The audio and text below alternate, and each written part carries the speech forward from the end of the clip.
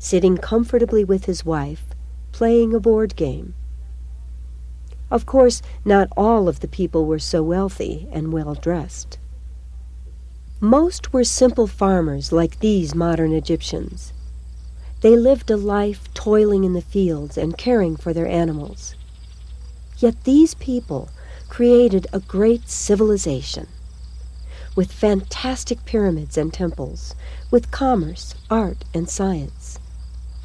How did this civilization arise? To understand the roots of ancient Egypt, we must begin by looking at the river. In ancient times, the land of Egypt was called the gift of the Nile. For without this great river, Egyptian civilization would not have existed. The Nile is born deep within the African continent. It begins its journey from tropical lakes and snowy mountains, far to the south of Egypt. From there it flows 4,000 miles northward to the Mediterranean Sea. It is one of the world's biggest rivers. After plunging from the mountains, it spreads out to begin its graceful journey through Egypt.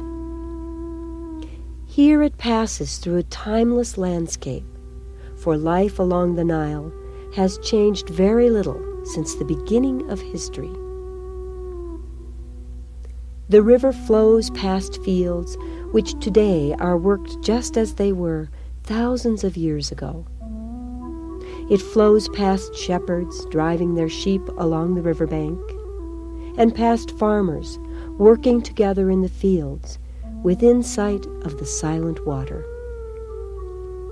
Occasionally, the river glides by magnificent temples from the distant past, or past lush groves of palm trees, a reminder of the time when forests filled with flowers and wildlife cloaked much of the land along the Nile. In ancient times, water lilies grew along the riverbanks. The people living in the Nile Valley chose this beautiful flower as a symbol of their land.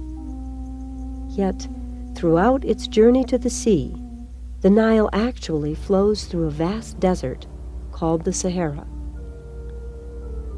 The Sahara extends for hundreds of miles across the north of Africa. It is difficult to travel through